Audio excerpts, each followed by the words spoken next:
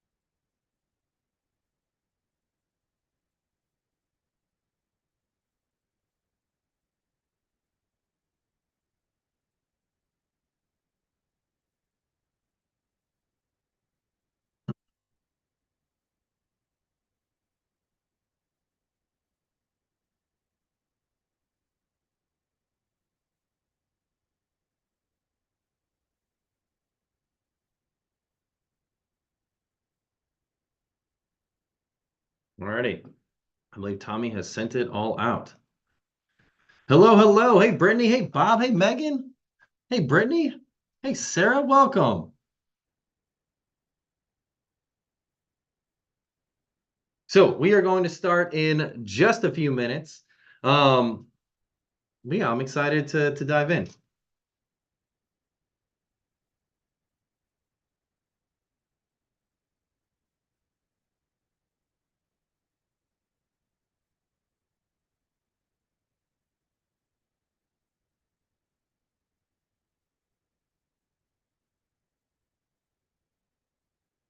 Hello, hello. So is anybody doing anything fun as you lead into November? Is anybody doing anything fun for Halloween?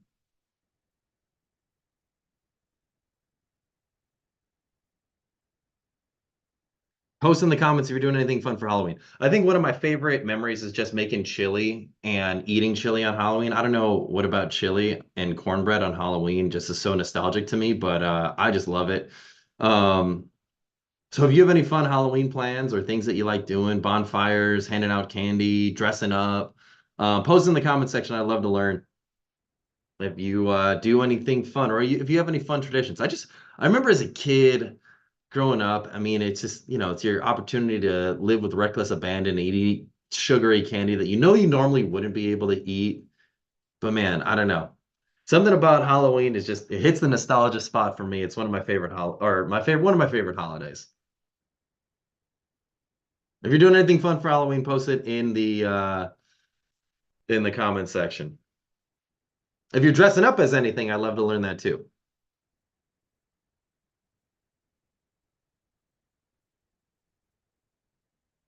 Having ooh, charcuterie. Nice. And watching movies and dressing up as a witch and handing out full size. Oh, whoa.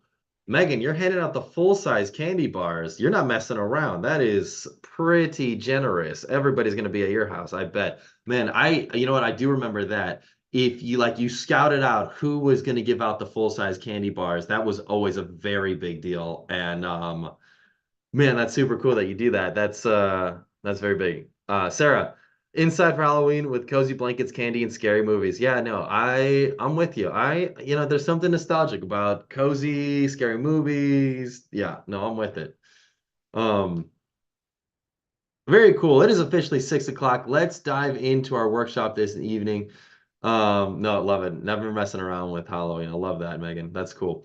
So what we're going to talk about today in this workshop is we're going to cover suggested questions you can ask your mentee to build a deeper relationship, how to get your mentee to open up more to you, how to help your mentee with accountability, and suggested questions that get them thinking about accountability, and then how to help your mentee to broaden their perspective. I know those are common themes that you'll encounter when you're working in a mentor relationship. And honestly, even because I know some people are students here, this can be a great way to re-engage with your mentor and help them hold each other accountable. Because one thing we've done a ton of research on is this concept of horizontal mentorship, where two people open to learning from each other. And although you might be the mentee or someone might be the mentor, if we can mentally kind of put that aside and be able to say like, hey, I can learn from you, you can learn from me, we're so much more likely to have a really effective and successful mentor relationship than if there's just the hierarchy there. Sorry, I don't know why I mispronounced that. So let's dive in. One thing I've covered in previous workshops are the three keys to being successful in a mentor relationship, that being your strategy, your story, and your state. State being physically, how are you doing? So physically, are you coming into your mentor conversation sad, mad, dejected, angry, or are you coming in with some energy? And you might be thinking to yourself, well, gosh, Garrett, I've had a rough couple of weeks. Some personal things have been going on. I feel like I got hit by a train, and you might be wondering, like, how do I muster up the energy to really giving my all for a mentor relationship and a mentor conversation? And one thing I really love to do is power poses. I love to dance. I love to just shake it out, get the endorphins going. If you can get your body moving, if you can get your blood pumping and your blood flowing, you're much more likely to have energy and give off energy when you're in a conversation, mentor conversation, or regardless.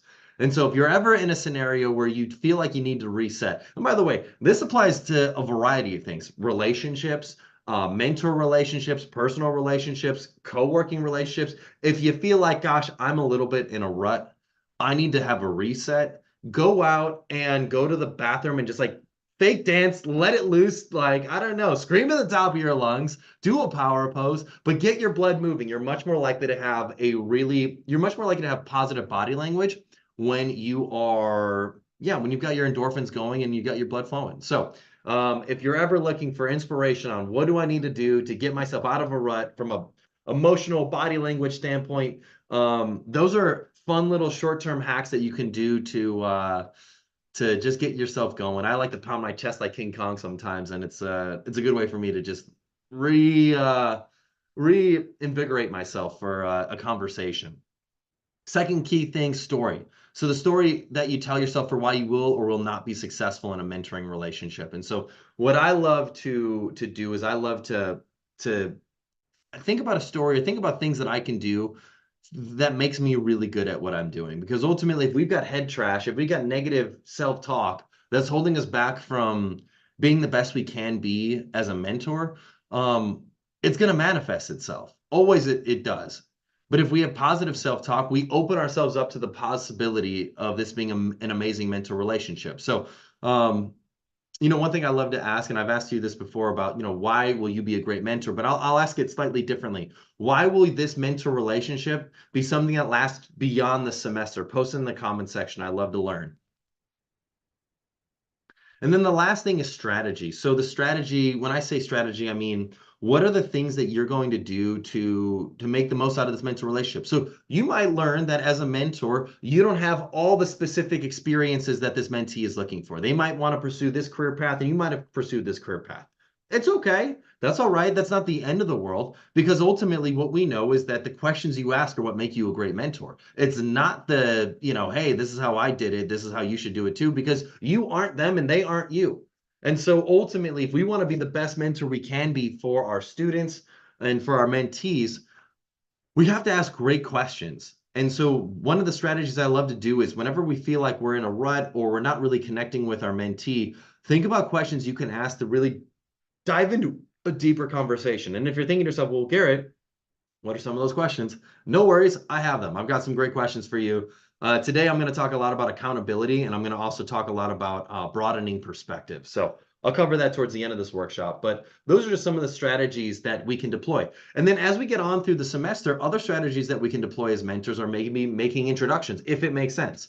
If we feel connected with our mentee enough, maybe writing letters of recommendation. You can write a letter of recommendation on LinkedIn. Or you might actually be asked to write a physical letter of recommendation. Maybe your mentee is trying to go to graduate school or to get into a special program that they need a referral.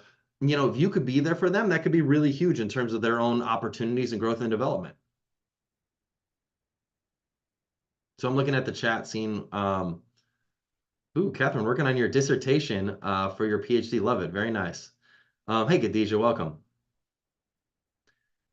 Khadijah, talk with your mentee in a real world scenario. Love that. Brittany, love a good power pose. Love that. My mentee is looking to build a relationship that may lead to a letter of rec later in life. I love that. That's fantastic, Brittany. That's amazing. Sarah, offering tools that can be referred to and utilized after the mentorship program, developing long and short-term goals that will be beyond the relationship. I love that. I think that's fantastic. Providing genuine information that sticks. I think that's awesome. Hey, Regan, welcome. I'm glad that you're tuning in from Boston.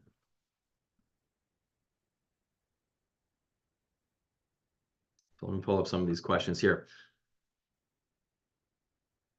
So I talked about this before, but in terms of building a deep relationship with your mentee, if you missed last workshop, I highly recommend asking this question. And the question is, tell me your story starting with kindergarten. This may seem like a lot of detail, but it gives you a really cool lens into where their personal goals are and their drives and like where they came from. I then love to ask, what is your dream career and how do you plan on getting there? I love asking that question because it gets your student thinking a little bit deeper as to where they're going. And by the way, it's a cool exercise to do in the reversal. Have your mentee ask you that question. That's a cool thing to do because ultimately your career isn't stagnant. It hasn't stopped. You're not going anywhere. And even if you're retired, you could be pursuing other things. It's not like you're dead after you retire. There are other things you might be doing. Maybe you're looking to pursue nonprofit board roles. Maybe you're looking to volunteer more. Like your career isn't just what necessarily pays you. It can be whatever you decide you want to look forward to in life. What's going to take up the majority of your day. That's how I would define career. So I love to flip the questions that you're asking your mentee to have them ask you those questions. So I think that's a really cool way to build mutual rapport in a mentoring relationship. And then I love to ask, where do you see yourself in 5 years? Because ultimately, when you say that, when you ask that question, you're able to get them to a point of, okay, this is where your dream career is. Here's where you like to be in 5 years. How can this be a middle ground to achieving that dream outcome? Because ultimately, if we dream for the star, we think we reach for the stars, we're much more likely to get them if we have a plan set in place with short and long-term goals, like Sarah was talking about, that can help us get to those outcomes.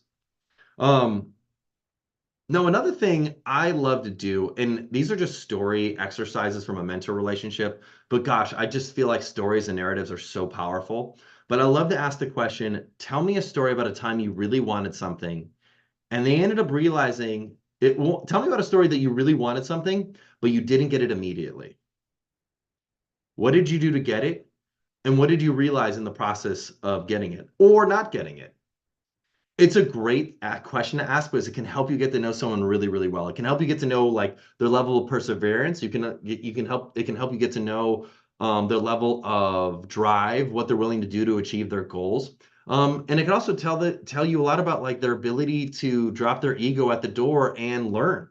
So, for example, I remember in a mentor relationship I had a handful of years ago, one of my mentors, we asked this question to each other, and he said, man, growing up, I always wanted a dirt bike. My parents would never let me get a dirt bike. They said it was too dangerous. I always wanted a dirt bike. They told me they couldn't afford it, and so he worked all these odd part-time jobs to save up money for a dirt bike. And at the time, I think he saved up. I've got no idea how much a dirt bike costs, but I think he saved up around 2 grand for a used dirt bike, and finally got to the point where he could pay for it. But what was fascinating was it took him like 3 years to get to the point that he could actually buy it. And in that 3 year time span, his goals, drivers, and motives changed. And so by the time it got to the point where it was time for him to sign the check and get rid of the 3 grand that it took 3 years for him to save up, he ended up determining he didn't want the dirt bike anymore, and he ended up spending it on something else. And you know, those are cool stories because it gives you a lens into what people are going through, what drivers people have in different phases of life. And it's a cool way to get to know someone on a deeper level. So I love asking that question to a mentee, but also have your mentee ask you that question too. It's a great way to build that mutual rapport. What is something that you really wanted, but you didn't get immediately? And what did you do to achieve it? It's a cool, fun story and a great way to get to know someone.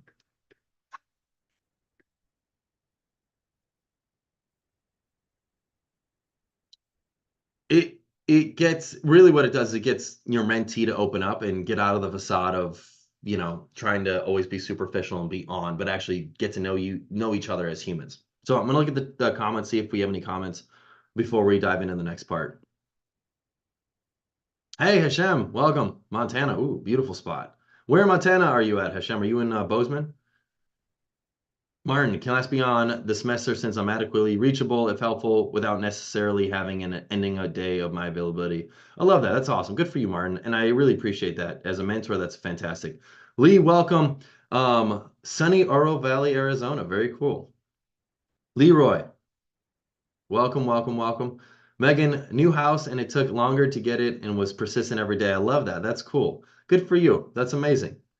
Carl, welcome. Leander, Texas. Carl, you're not far from me at all. I'm in Austin, Texas. That's cool. Um, Leroy, South Carolina at the moment. Very nice. Hello, hello, hello, everybody. New people jumping in, glad that you're here. And if you ever need to rewind, by the way, this is all recorded. So if you're catching in the latter part of the link, please feel free to rewind, rewatch some of the things that we discussed earlier in this workshop. But now we're going to dive into the questions that I love to ask to help a mentee with accountability. So you might be in a scenario where you're meeting with your mentee and you're thinking to yourself, well, gosh, I feel like there's more. I feel like there's more that, they could do to get their outcome. And maybe they're coming up with some mental roadblocks that aren't allowing them to achieve the success that is possible for them. And you see something in them that's maybe greater than what they see in for themselves, but they're maybe struggling to harness that. Here are 5 questions I love to ask mentees to help them with accountability and to get them thinking about things in a different way. 1, when have you persisted and had it pay off for you? Very similar to the other question of like, tell me a time in your life where there was something you really wanted. I like asking that from like childhood. By the way, that original question. But this for accountability, now I like talking about more current events. So when have you persisted and had it pay off for you? So maybe there was something that didn't work out for you immediately. Maybe you bombed on an exam and you were like, oh my gosh, I'm going to fail this class if I don't really pick things up. And you went to your teacher's office hours and you worked really hard and you studied really hard and you ended up able to pass that class. That could be an example. But asking your mentee, when have you persisted and had it pay off for you, is a great way to get them just perspective as to, what does hard work look like and what can it actually do for you? Because sometimes we can feel defeated and have a defeated personality or mentality about a scenario and not realize what we can really achieve.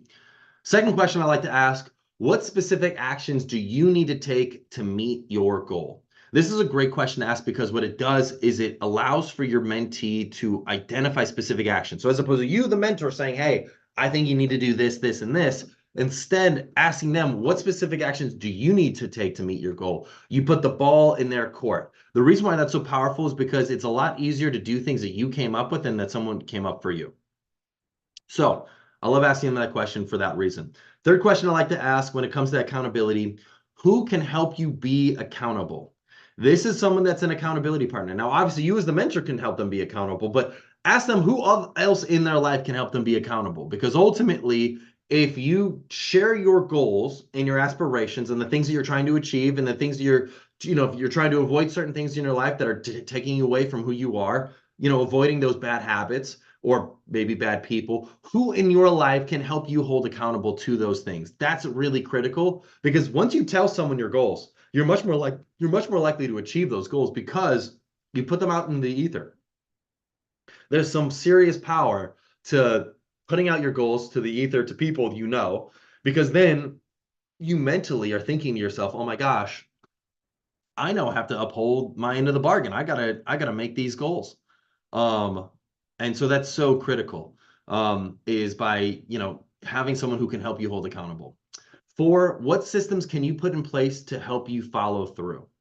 Um, what systems can you put in place to help you follow through? So this is a little bit on the accountability side of like who can help you be accountable, but also things that can help you be accountable. So for example, if you want to exercise more, a system you could put in place is, and I personally do this, but like I can't justify showering until I've sweat, until I've had some form of exercise. And so if I haven't exercised for the day, then I can't justify my shower. That's a system you could put in place. And so a scenario for a student is like, if let's say they're trying to get a job, you could say, hey, you're not allowed to check Instagram until you've at least applied for 3 jobs for the day. If they like Instagram, whatever, I don't really know, whatever their crux is, their Achilles heel, so you will. If you can build in a system that says, hey, you can't do that activity until you do the activity you need to do. If you can anchor it to something that you would like to achieve more, you're much more likely to get the outcome you want to achieve. That's an example of a system they could put in place. But remember, you want them to come up with that system. So ask them, what systems can you put in place to help you follow through? They may struggle to come up with those ideas. You can then start teasing out suggestions, but like whenever you tease out a suggestion, always ask for permission, or rather, always ask if that's something that they think could be reasonable. And to tell them not to tell you yes because they want to appease you, but because they actually think it could be reasonable. If it's not reasonable, that's okay. Come up with something else. Have them come up with something else. But it's okay to have a few moments of awkward silence while they think about what system they can put in place to help them follow through if it actually gets them to commit to something. And then 5, what are the costs or slash rewards of and of not following through on your commitments? If you can get them to clarify what is in it for them in terms of following through on their commitments and what are the costs for not following through on their commitments, you're much more likely to get them to be successful. It's great to focus on the rewards, but it's also great to focus on the cost too. Daniel Kahneman he won a Nobel Prize for prospect theory in the early 2000s. And in his prospect theory, he identified this thing called loss aversion. Essentially, people will do more to avoid pain than to gain pleasure. And the way that it manifests in this sort of scenario is that if we can figure out the pain we're trying to avoid, that's much more likely to inspire action than just saying, hey, here's the carrot at the end of this rope. So the example that one of my mentors has always told me was, if your financial advisor calls you at 3 in the morning and says, hey, if you act now, you can get $25,000, you're going to be pissed and hang up. But if your financial advisor calls you at 3 in the morning and says, hey, if you don't act now, you're going to lose $25,000, you're going to thank your financial advisor and immediately act. The point is, people will do more to avoid pain than to gain pleasure.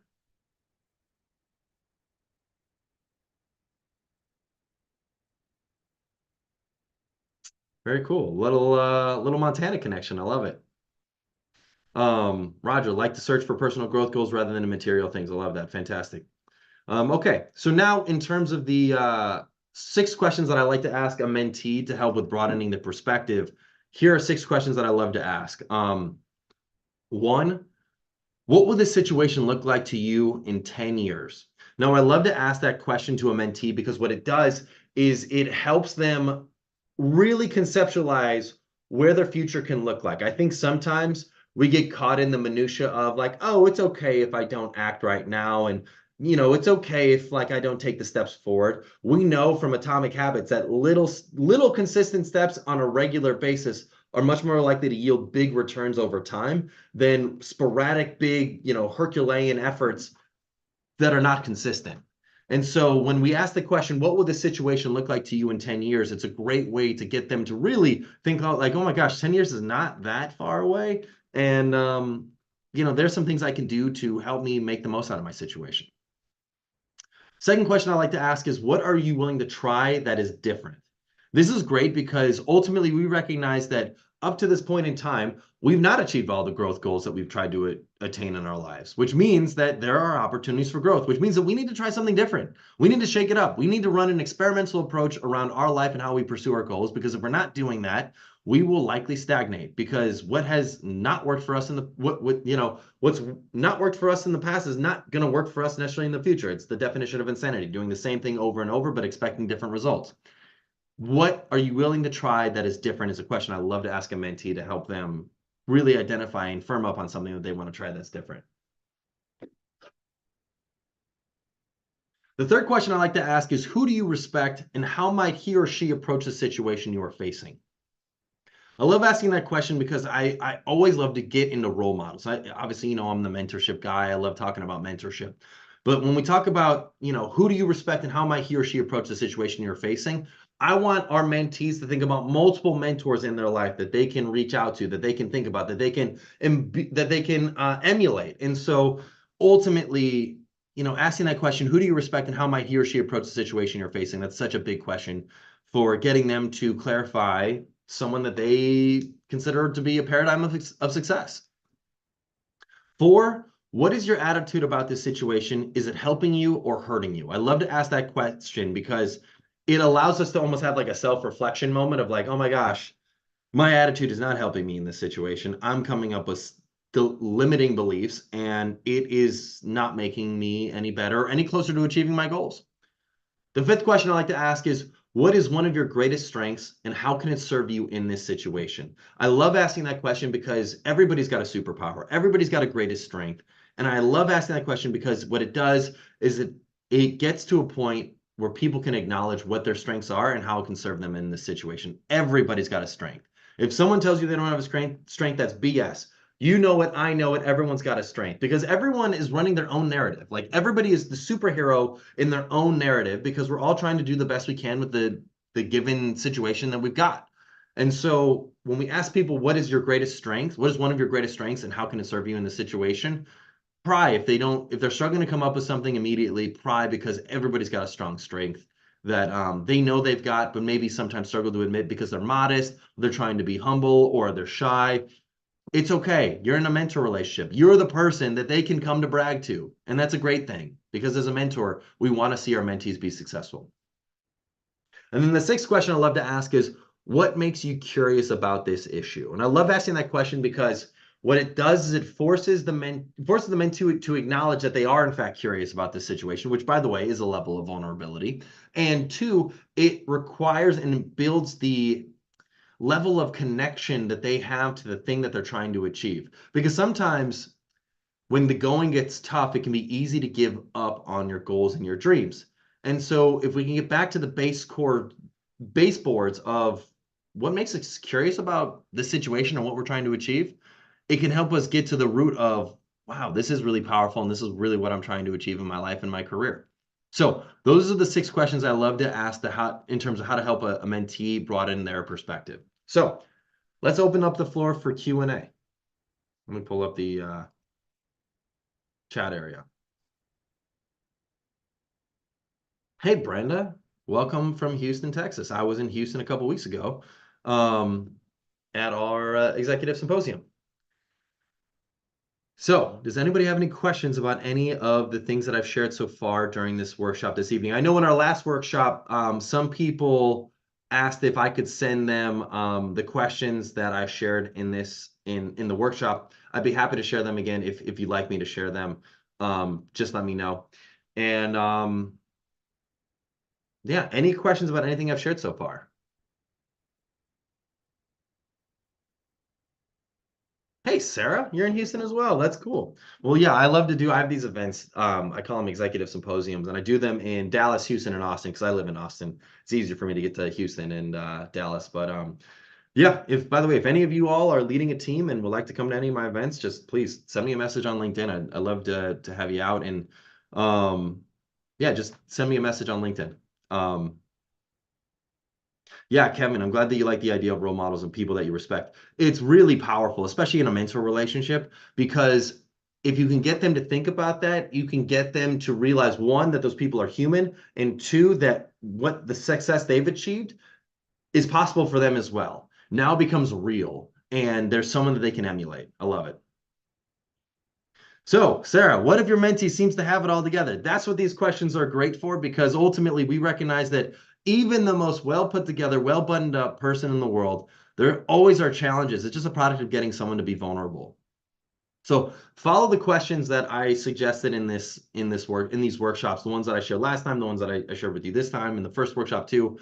I think that you'll find them really effective and helpful. It gets people comfortable with being vulnerable and open because not everyone's got everything together. There's always something that we're striving for. And if we've got everything put together, then we're not growing. We're not pushing hard enough because if we're not growing, we're dying. So we got to be constantly in a position of making ourselves uncomfortable, trying new things, learning, because that is what allows us to grow and develop. And so those questions, Sarah, of accountability as well as broadening perspectives, especially broadening perspectives, those are great questions that help, especially with a mentee that you feel like's got it all together. Brittany, how do you find the balance between talking about your mentee and talking about yourself? I know that sounds funny, but sometimes it's hard to find that balance. Great question, by the way, fantastic question. I like to run, and I know this might sound crazy, but I really like to run a 60-40 rule where your mentee is talking 60% of the time and you're talking 40% of the time. If you feel like you're talking for more than 40% of the time, ask questions. That's essentially it. So take a beat, sit back, take a moment to pause, and ask questions and let them talk. Because if you're talking for too much, remember they're not you and you're not them.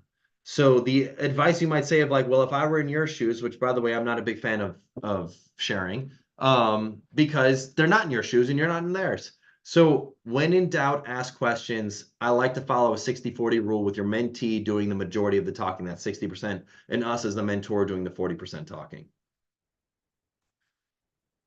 Could you share the questions via email with us, please? Absolutely, Reagan, I will do that.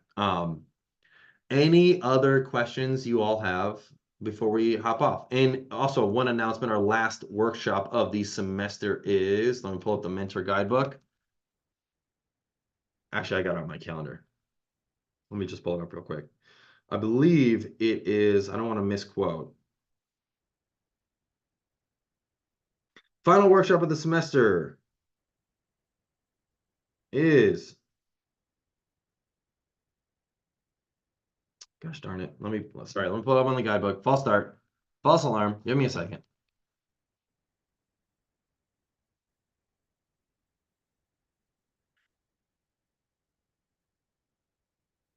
There you are, pulling up the calendar. November 13th at 7 Eastern time, 4 Pacific, 6 o'clock where I'm living at. So anyways, in a couple weeks, we will have our final workshop of the semester. I look forward to seeing you all there. Any other questions? Will we be signed another mentee after the semester? Yeah, I mean, if you'd like to sign up for the program, absolutely. By the way, I love to reiterate, being a mentor is so powerful for a student. I think I shared the stats earlier in the semester, but mentees who have mentors, I think, are nearly 3 times more likely to thrive in their careers than mentees who don't. So taking the time to be a mentor is truly powerful and it makes a big impact. And I know you might think, oh, it's only a handful of meetings and oh, how could it be really that important? I mean, just being there is so critical. And so yes, if you're open to being a mentor next semester, I'd love to have you as a mentor next semester and keep the good mentorships going.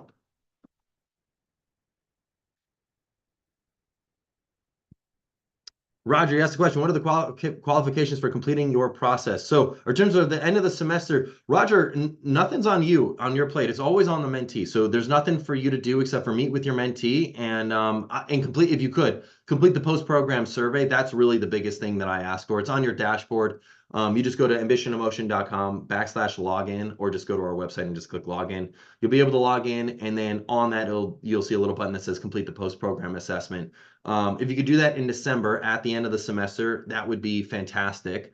But that's really the only thing that I'm looking for in terms of completing the program as a mentor is to complete your post-program assessment so I can learn your feedback and learn what you like, learn what you didn't like, learn what we can do to improve. And if you have any testimonials to share about your mentee or about the program, I'd love to collect that there as well.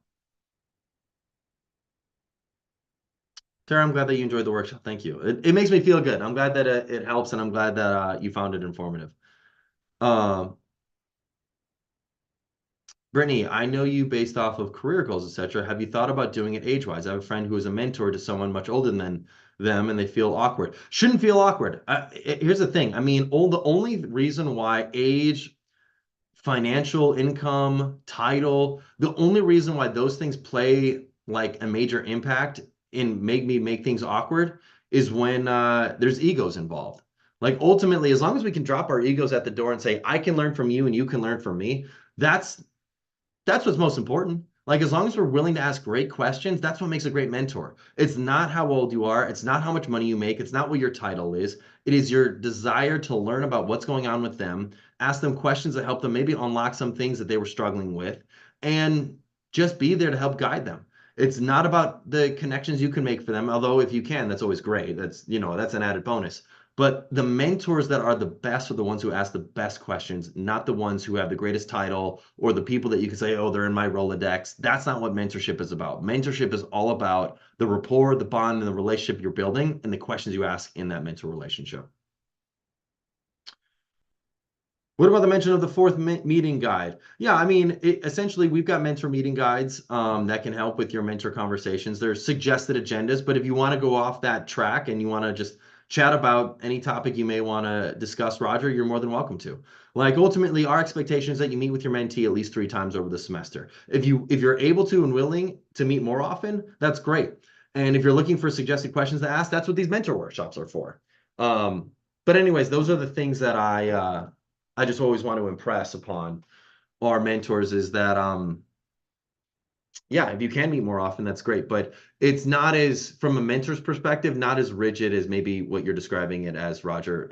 We really just are grateful that you're there for your mentee and that you're willing to meet with them. And from our side, if you could complete the post-program assessment, that's the thing. That's the main thing that we're asking for. But if you're meeting with your mentee more often than 3 times in the semester, and you're like, oh my gosh, what are things that I can ask, or what are things we can discuss? That's what this mentor workshop is all about, is providing suggested questions and topics for discussion that can make the conversation go really effectively and help you build rapport and bonds with them. Megan, I'm glad that you appreciate the advice. That's so sweet. Martin, thanks, Garrett. Appreciate your insightful questions. I personally always wanted to be an accomplished racer, and even though I've had other things in various complexity have taken my attention over the years, I found that participating in group events where others are striving to achieve similar concrete goals, that's awesome. I love hearing that, Martin. Thanks for sharing that. That's great. Wow, Leroy, I love that. That's so cool. You're meeting every 2 weeks. That's amazing. Man, I'm so grateful. I'm grateful to have you all as mentors. I really appreciate you all being here. And I hope you all have a wonderful rest of your evening. I will have Tommy share the questions I shared in this workshop tomorrow morning. But anyways, thanks for your time, everybody. Have a wonderful rest of your evening.